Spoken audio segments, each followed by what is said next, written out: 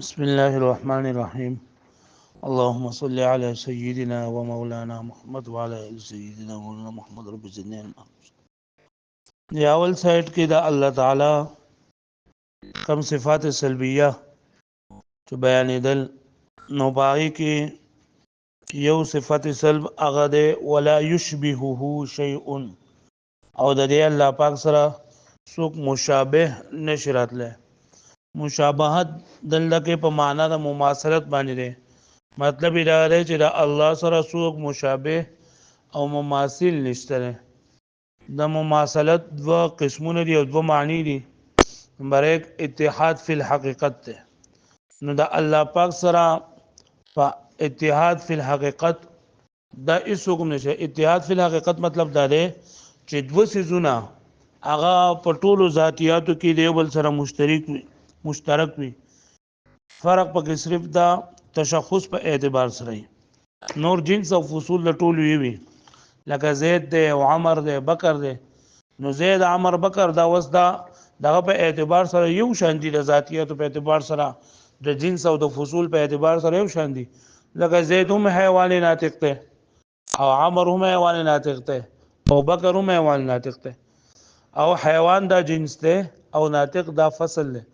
چې جنس او فصول یو شان دي نه دي ته اتحاد فی ذات ویل کېږي، اتحاد فی المفهوم ویل کېږي. نو د الله پاک سره د څه څوک نشته لري چې په حقیقت کې وسره یو شان دي. او دویم د مماثلت دویم معنا دا ده چې دوه سيزونه داسې کېدل چې هغه یو د بل سره چې یو د بل قائم مقام وي. یعنی یو چې کم کار کوي نابل هم هغه شان د کار چې نه دا کولای شي. نو موږ وایو دا دوه د بل مماثل دي ځکه یو کې هغه صلاحیت موجود ده کم چې په دې بل کې هم موجود ده. نو دا الله سره په دې معنی باندې هم څوک مماثل نشته ده. ځکه دا الله پاک هغه صفات چې کوم دي نو هغه اعلی او اوچت دي او د مخلوق هغه کم صفات چې دي لکه سمع ده بصر ده وغیرہ نو دا ټول ناقص دي او ناقص د اعلی سره مماثل نشي کېدای. نو دا الله سره هیڅ څوک مماثل نشته. بیا د دې مماثلت په اړه کې صاحب د بدایه داغه خبره کړې ده او بیا داغه تعارض ذکر کړه. صاحب د بدایه فرمایي چې د الله او د مخلوق په منځ کې هیڅ قسم مناسبت نشته. ځکه د الله تعالی علم هغه د الله تعالی علم دا قدیم دی او دغه شانتي د مخلوق هغه علم چې نو دا حادث دی. د مخلوق هغه علم دا بهر زمانه کې متجدد دی او د الله پاک دا کوم علم چې د الله پاک کوم صفات دي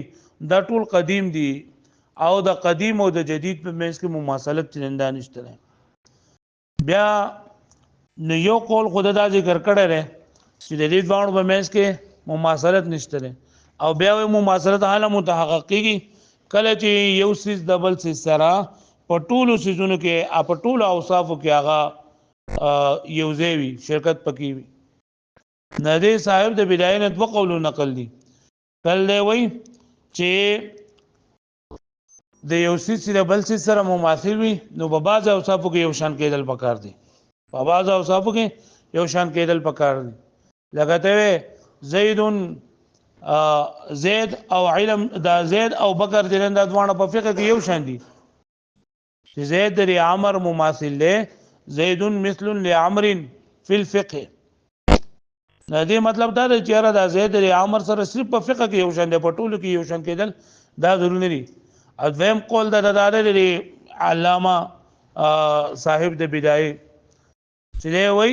چې یو سیس د بل سیس سره مماثل وي نو په دوانو سیزونو کې په ټولو صفاتو کې یو شان کېدل چنده پکار دي. او شیخ ابو معین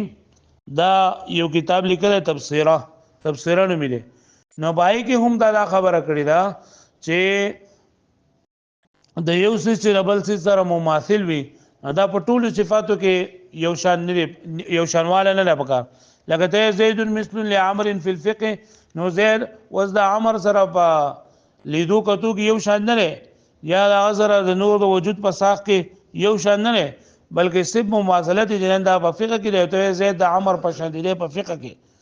نو استا د سره دا مماثل جوړ کو حال دا چې هغه سترګې د سترګونو جدا دي د وجود د وجود نه جدا دي او صفت یو صفت کو سره شریک دی په فقه کې جو ټول کې دا سره مماثل کو بیا په دې او دغه اشعری ابو الحسن اشعری رحمت الله علیه دا مسلک پکې لاره چاو یو سیس د بل سیس سره جین دا مماثل وي نو په ټول اوصاف کې داغه مماثل کېدل چې دا پکار دي او خو دا خبره جین دا غلطه ده دا خبره دا غلطه ده چې په ټول کې یو شان جین دا بوسري ځکه چې پیغمبر صلی الله علیه وسلم فرمای الحنته بالحنته والشعير بالشعير مثلا بمثل نو دلته وسو پیغمبر علیه الصلاۃ والسلام دا هنته د هنتی سره او غنم د غنم سره وربش د وربش سره مالګه د مالګه سره دا حاصل کړدولې حال دا دی چې په دې کې صرف دې نه دا کېل یو شان دي نور د یو شکل او د بل شکل دی بل نه جدا دي او یو د یو غدانی د بل غدانی د یو بل نه دا جدا دي واښوي اخره کې بیا مصنف رحمت الله علیه تطبیق کړی چې مماثلت نه دا په ټول جزونو کې پکار نه نه بلکې په کم یو څه کې چې مماثلت وي صرف په هغه کې چې دا پکار دی خو چې په کم څه کې وسرتا مماثل کو نو بای کې وسره من کل الوجوه بیا مماثل چې دا پکار دی لکه ته زید مثل لعمر فی الفقه نو ده د زید د عمر سره په جسم کې او په دې نور وجود کې په دې کې یو شان نه او په دې فقه کې سره بالکل چې دا به یو شان دی په دې کې بده یو بل مخالف بنه بلکې څه چې ته یاد دي صحابه هغه ته دي واښوي نو ګوره ورته ولا يشبهه شيء اي لا يماثله چې دې الله پاک سره څوک مشابه نشرات لره یعنی دا الله پاک سره څوک مماثل نشته بیا د مماثلت په معنی دي اما اذا اريد بالمماثله الاتحاد في الحقيقه واکچت اراده د مماثلت نه اراده واغستل شي اتحاد فی الحقیقت نو فظاهر نو دا خو بیا ظاهر را چې دې شنه شي دا اتحاد فی الحقیقت دې ته ویل کېږي چې دوه سيزونه په تمام ذاتیاتو کې یو بل سره جندا شریک وي فرق به صرف په عوارض او په تشخص په ذریعہ سره وي ها یعنی مطلب دا ذاتیت نه مراد چې جنس او فصول یو شان دي لکه زید او عمر ده نو دا د زید او عمر د دې دوه جنس او فصول جندا یو شان دي نو موږ دوه په اتحاد فی الحقیقت ته نو دا الله پاک سره دا اتحاد فی الحقیقت خو هیڅ حکم نشته ځکه الله پاک چې دا جدا دی او مخلوق جدا دی دا ليس كمثله شيء واما اذا اريد بها او که اراده دې دویمه معنی واغستل شي لکه د مماثلت دویمه معنی موږ کړه چې دوه سيزونو لره داسې کېدل چې بای کې یو د بل کار کول شي انده صلاحیت به موجود وي چې دا یو کم کار کوي چې دا بل دای قائم مقام شي او هغه هم د قشند کارو کوي نو دا الله سره څوک مماثل هم نشته واما اذا اريد بها كون الشيئين او کچرت اراده وکړي شي د دې مماثلت نه کېدل د دوه سيزونو بحيث يسد احدهما مسد الاخر چې بری کې یو د بل په ځای باندې جنندار اتلی شي يصلح كل من واحد منهما یعنی صلاحیت لري هر یو د دې دا لما يصلح له الاخر هغه چې صلاحیت لري د بل نو دې سینې شي کېږي ولې فلان شيئا من الموجودات ذکر څومره سيزونه چې موجود دي لا يسده تعالى في شيء من الاوصاف دا قائم مقام نشرات لري الله تعالی په هیڅ صفات کې ولی فان اوصافه ذکر اوصاف د الله چا کم دي لکه علم او قدرت وغير ذلك اجل واعلى مما في المخلوقات دا ډیر لوی دي اعلی دي اوچت دي مخلوقاتونه او مخلوقات هغه دغه چې کم دي صفات دا کمزوري دي ناقص دي بحيث لا مناسبه بينهما ندوانو به مېس کې مناسبت نشته قال في البدايه د دین اوس دلیل پیش کړي چې مخکې ویل کنه چې لا مناسبه بينهما چې ندوانو به مېس کې مناسبت نشته بحيث لا مناسبه بينهما کنه دا غو شو کنه نو بریګان اوس دلیل پیش کړي چې ندوانو به مېس کې مناسبت ولې نشته نو قال في البدايه دې دغه ویلي دي سورمینه امام صابونی رحمت الله علیه امام الامام الزاهد نور الدين احمد ابن محمود البخاري المشهور بالامام الصابوني في كتابه بدايه الكلام د خپل کتاب بدايه الكلام کې ویلي دي چې دا مناسبت ولې نشته ده ځکه چې ان العلم منا موجود زمونږ علم چې نه کنه دا موجود دی وعارض عارض دی وعلم محدث او علم دی نوې پیدا کړل شي وجائز الوجود او جائز الوجود دی ويتجدد في كل زمان او زمونږ دا علم په هر وخت کې نوې نوې کیږي متجدد کیږي متجدد معنی چې نوې نوې علم موږ دا اصلي نوې نه فلو اثبتنا العلم صفه لله تعالى کچته منغه او ثابت کو علم صفت د الله لپاره نو لکان موجودا وصفه قديمه هغه موجود او صفت قدیمه به واجب الوجود ودائما من الازل الى الابد او همیشه به د ازل نه ابد پورې فلا يماثل علم الخلق بوجه من الوجوه دا مماثل نه د مخلوق د علم سره په هیڅ وجوه سره هذا کلامه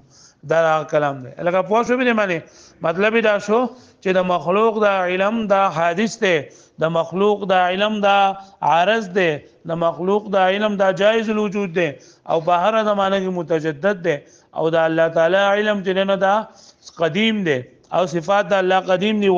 واجب الوجود دی لہذا دې ډول به مېس کوم مماثلت نشته ده فقد سرها پس د تصریح کړی دا بان المماثله عندنا چې زمونږه په نسبت مماثلت ثابت دی انما يثبت بالاشتراك في جميع الاوصاف چې دا ثابتيږي اشتراک په ټول اوصاف کې یعنی په دې دی کې دی وی چې دا د دوه سيزونو په مېس کې مماثلت به عالم متحققي چې کله په ټول اوصاف کې هغه مشترک وي او د الله د صفات د مخلوق د صفات سره په ټولو صفاتو کې مشترک نه دي لہذا دې دوه مماثلت نشته حتى لو اختلفا في وصف واحد وکړه مختلف شي په یو وصف کې نو انتفت المماثله مماثلت به منتفي شي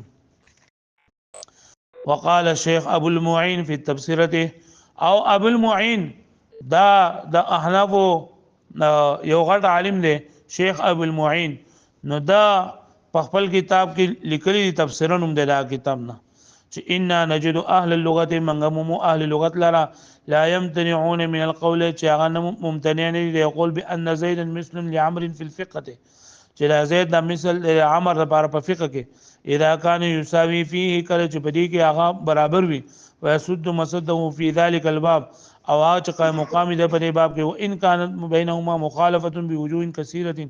اگر چې دوه مېس کې مخالفت شته په ډیرو وجوه سره یعنی شیخ ابو المعين وای چې د دوه سيزونو د یو بل سره چې مماثل کې دی نو هغه لپاره په ټولو سيزونو کې یو شانواله پکار نه دی بلکې په یو سيز کې یو شانت وي جو هم ورته مماثلت حکم لګولېږي لکه زید ته زید مثل لعمر فی الفقه چې زید د عمر په شاندې په فقه کې نو د دې دوه مماثلت صرف په فقه کې دی یعنی صرف په یو صفت کې شریک دي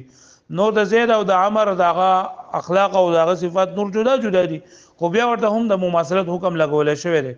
واښو به باندې نو د هغه تایید کړل وما يقوله الاشعري او هغه چې اشعري ویلي من انه لا مماثله الا بالمساواه من جميع الوجوه چې د مساوات د لپاره د چې دوه سيزونه به یو بل سره برابر وي من كل الوجوه فاسد دا خبره فاسده ده ولې لأن النبي صلى الله عليه وسلم قال ذكر پیغمبر اسلام فرمایلی الحنطه بالحنطه مثلا بمثل واراد الاستواء في الكيل لا غير او دلته اراده پیغمبر صلی الله علیه وسلم کړی د استواء في الكيل یعنی چې په کېل کې یو شان دي کېدل پکار دي او ان تفاوت الوزن وعدد الحبات والصلابه والرخاوه اگر چې دوانه متفاوت دي وزن هم دی بل نه جدا دی او عادت د دانو چې دا هم دی بل نه جدا دی او دغه شان دي سخواله او نرمواله دا هم دی بل نه دا جدا جدا دی لیکن پیغمبر صلی الله علیه وسلم چې دا یو شان کړی چې دوانه مثلن به مثلین او مماثلت به ذکر کړل نو دا صرف مماثلت فی الکیل لغ کړه نو دین دا معلومه شو چې د وسون دی ول سره مماثل ویني من کل الوجوه په ټولو سجونو کې راغی هغه مماثلت نه وکړ بلکې په یو سیس کې پکار والظاهر انه لا مخالفه دې زنا مصنف رحمت الله علیه تطبیق ذکر کوي چیرې په ټولو سجونو کې مماثلت پکار دی او کنه په یو کې مماثلت پکار دی نو انه لا مخالفه مخالفت نشته بل ان المراد الاشعري لغه مراد اشعري دار المساوات من جميع الوجوه فيما به المماثله چې په کوم سيزونه کې مماثلت نو پای کې من كل الوجوه مماثلت پکار دی دا مطلب دی کنه چې مثل زید مثل لعمر في الفقه چې دا زید د امر په شنه په فقہ کې نو د دې پر یو صفت کې په فقہ کې چې کوم مماثلت ده نو دا مماثلت په ټول من کل الوجوه پکار ده نو په یو کې خو من کل الوجوه ده واښو به معنی او کم کسان چې وي چې لکه په یو کې دی هغه مطلب دغه اخلي کم چې وي چې په کل کې نه ته مراد دغه اخلي چې دا کم کې مماثلت ده نو په دې کې من کل الوجوه مماثلت پکار دی لکه چې ځوانه دیو بل مقام جوړې شي لأن مراد الأشعري المساواة من جميع الوجوه فيما به المماثلة چې په کم څه کې مماثلت پایږي کلکین مثلا وعلى هذا ينبغي دغرن مناسب دا ان يحمل كلام صاحب البدايه ايضا چې حمل کړی شي کلام د صاحب د بدايه د قرانګي والا کله نشي فاشتراك الشيئان في جميع الاوصاف کله دا دو سيزونه دي او دا په ټولو اوصافو کې شریک وي نو بیا غوا جدا جدا سيزونه شول نو هغه بیا یو څه شو ځکه چې په دې کې او پای کې فرق نشته والا کله نشي نو فاشتراك الشيئين في جميع الاوصاف نه پټول اوصاف کې د دوه سيزونو شریکېدل او مساواتهما من جميع الوجوه او د دې من كل الوجوه مساوات کېدل يرفع التعدد د بیا او چتوي تعدد لره فكيف يتصور التماثل نو بدی کې به تماثل څنګه متصور کی مطلب دا بدی کې سره بیا تماثل راځي نه لکه چې هغه به دوه سيزونه شو پوه شو به معنی دا وړو